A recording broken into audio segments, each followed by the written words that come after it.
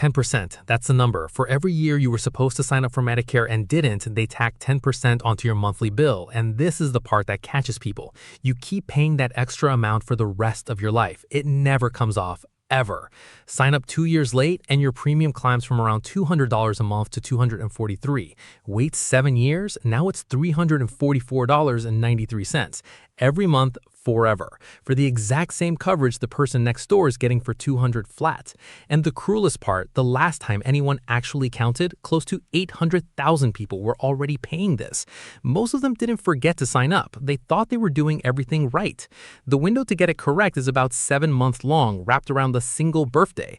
Miss it for the wrong reason, and there are more wrong reasons than you'd think, and one day a letter from Social Security lands in your mailbox with a number on it that you cannot argue your way out of.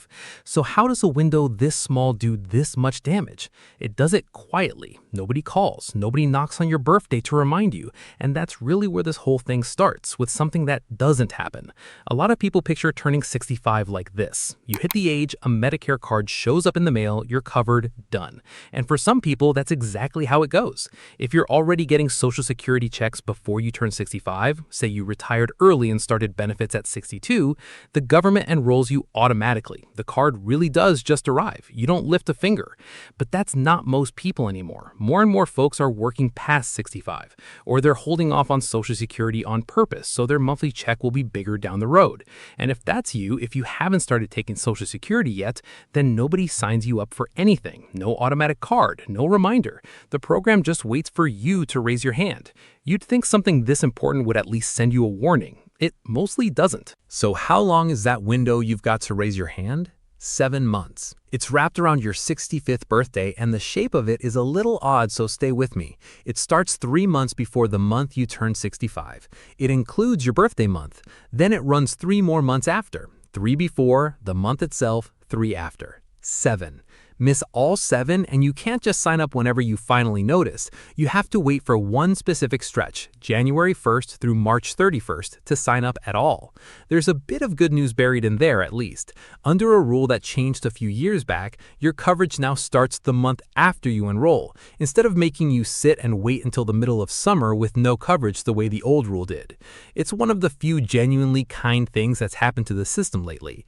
But by then, the damage to your bill may already be locked in, because here's what that missed window actually does. For every full 12 months you could have had Part B, that's the part that covers doctor's visits, the part with the monthly premium, and didn't sign up, they add 10%. Not a one-time fee, not a late charge you pay once and it's over. 10% built into your monthly premium, and it stays there. The standard premium in 2024 runs $202.90. Go 3 years without signing up when you should have, and that's 30% tacked on, roughly $60.87 more every month, which adds up to $730.44 a year for no extra coverage. The exact same benefits your neighbor gets. You're just paying more because you were late. It's a tax on a mistake. Now, that's not quite right. It's a tax on being a little confused about a rule nobody ever taught you. And it doesn't even hold still, because the base premium creeps up most years, and the penalty is a slice of that base. So your penalty quietly grows right along with it as you get older. Now, a lot of channels, a lot of well-meaning articles will hand you a nice clean fix. Just sign up at 65 no matter what, and you'll never have to worry about any of this. And I understand why they say it. It's simple, it's easy to remember, but I think it's wrong. And following it blindly can cost you real money going the other direction, because there's a genuine exception here, and it's the whole ball game. If you're still working at 65 and you've got real health insurance through that job, and the company has 20 or more employees, you're allowed to wait. You can skip Part B for now, keep your work plan, and sign up later with zero penalty. For those folks, racing to enroll at 65 just means paying a Medicare premium for coverage they don't even need yet. So the honest answer isn't always sign up, and it isn't always wait. It's a line, a narrow one. And the trouble is how easy that line is to get wrong. The magic words are current employer. Coverage from a job you or your spouse are actively working right now. That's the only thing that buys you the safe delay. You know what doesn't count? COBRA, the coverage you're allowed to keep after you leave a job. Retiree health benefits from a company you don't work at anymore. A plan you bought for yourself on the marketplace. Sitting at your kitchen table All of those feel like insurance. They are insurance. But for this one narrow question, whether you can safely skip Medicare, but government doesn't count any of them. And that gap between what feels like coverage and what actually shields you from the penalty is the exact hole most of those hundreds or thousands of people drop through. They weren't careless. That's the part that gets to me. Almost none of them woke up one morning and decided to blow off Medicare. They had a plan, a card in their wallet. They were sure they were covered. And then one day, months or years later, an envelope turns up from Social Security with their name on it and a new premium printed inside. A number a little higher than it ought to be and set to stay that way for the rest of their life. The question every one of them asks when that letter hits the counter is the same. How did it get this bad, this fast?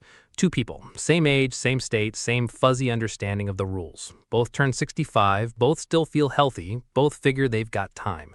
One of them, in the middle of that 7-month window, gets a nagging feeling and calls somebody who actually knows, spends 40 minutes on hold, finally talks to a real person, signs up on time.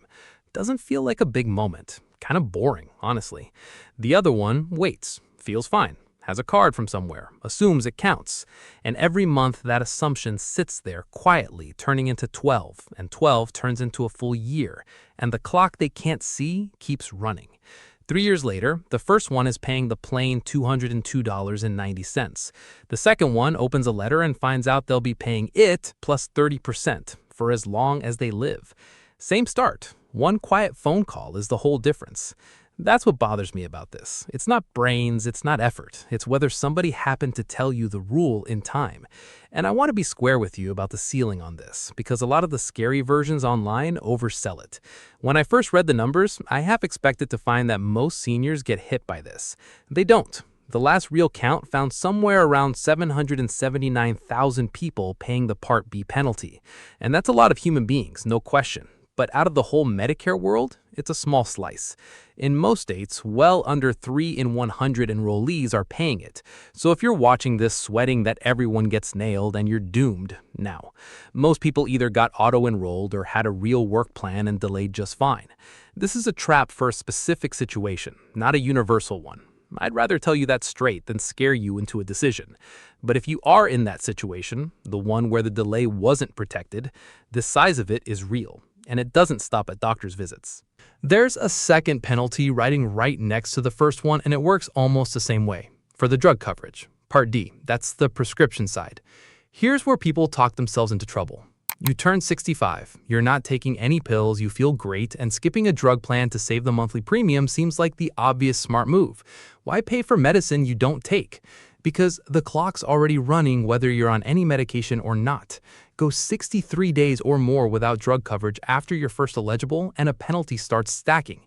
It's 1% of a set base number, $38.99 this year, for every single month you went without.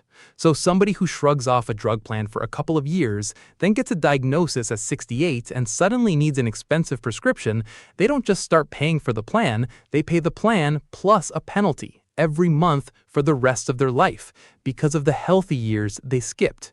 The whole thing runs on you being in the pool before you need it. Small side note, because it trips people up constantly and I'd feel bad not saying it, there's a completely different thing called IRMA where higher income folks pay more for Medicare. People mix the two up all the time. That one's about your income. This one's about your timing. If you hear surcharge and panic, ask which kind. A late enrollment penalty and an income surcharge are two separate animals, and only one of them is about a deadline you missed. Now, you've got the letter. The number's wrong, or at least it feels wrong. Can you fight it? Sometimes. And this is where I have to be careful with you, because a 15-minute video is exactly the wrong place to promise anything about your specific case. But in general, the penalty runs through Social Security, not the regular Medicare complaint line. And there's a formal appeal path if you think they got it wrong. Reconsideration, then a judge, and so on up the ladder.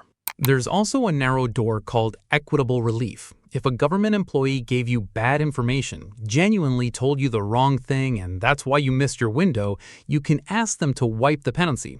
But hear me on how narrow that door is. It's not a hardship excuse. It's not a "I didn't know." It's not "nobody told me." Forgetting doesn't count. Being confused doesn't count.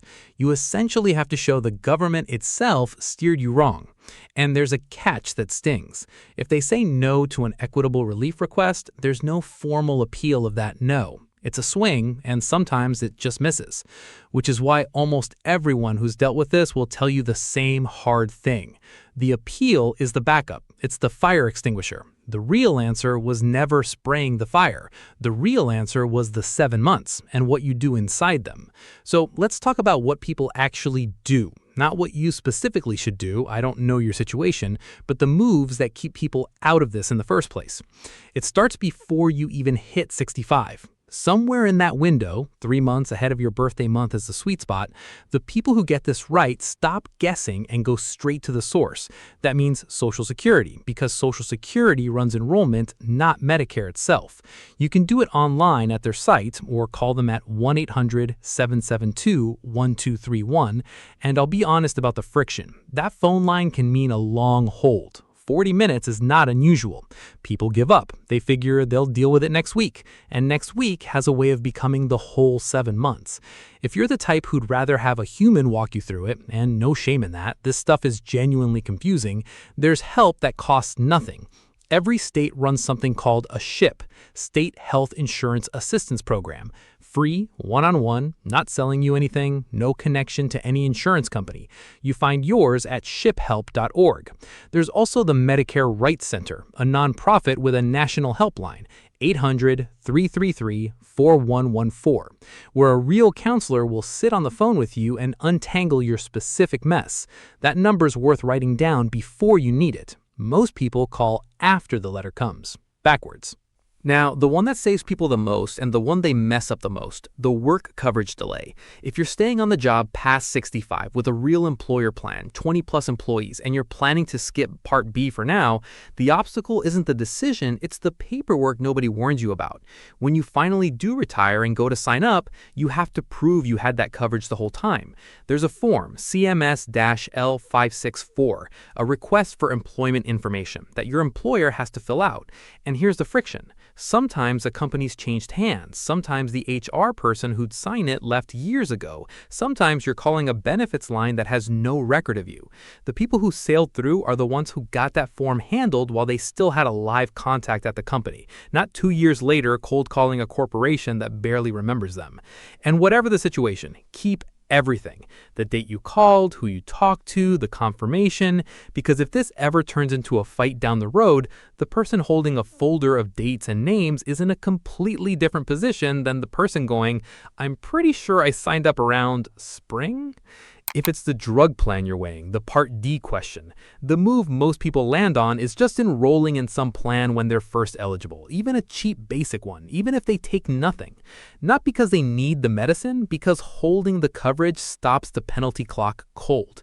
And the price of the cheapest plan is almost always less than what the penalty grows into. It feels a little silly paying for drug coverage you don't use. It feels a lot less silly than paying a lifetime surcharge at 72. Here's where I'll push back on the popular advice one more time because it matters. The internet loves the clean rule. Just enroll at 65 always. And if you have no other coverage, sure, that's fine, sign up. But if I'm talking to my own parent and they're still working with a solid plan through a real job, I'm not telling them to rush. I'm telling them to figure out the one thing that actually matters. Is my coverage from a current employer or isn't it? That single question decides everything. Get that answer nailed down in writing from someone who actually knows, not your neighbor, not a forum, and the rest of this mostly takes care of itself.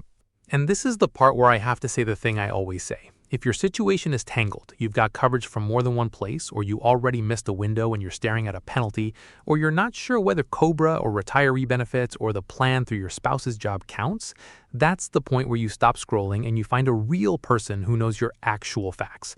A SHIP counselor, a benefits advisor, sometimes an elder law attorney in your own state. Not because a video can't get you the shape of it, and I hope this got you the shape of it, but because the money here is real and permanent, and the difference between what feels like coverage and what actually protects you is exactly the kind of thing that needs a set of eyes on your specific paperwork. A 15-minute video was never going to know whether your particular plan counts. A person can. So picture the counter. There's an envelope on it, the one from Social Security, the one you've been meaning to open, or the reminder you keep swiping away that your birthday's coming and you should probably look into the Medicare thing. It's sitting right there. It's not urgent yet. That's the whole problem with it. It's never urgent right up until the day it's permanent. The window is about 7 months. The mistake lasts the rest of your life. And nobody, not the government, not your employer, not the card that showed up looking so official, nobody's job is to make sure you get this right in time. That part's yours. I keep coming back to the same dumb question, and I don't have a good answer for it. Why is the one deadline that can quietly raise your bill forever the one thing nobody bothers to teach you before you actually need it?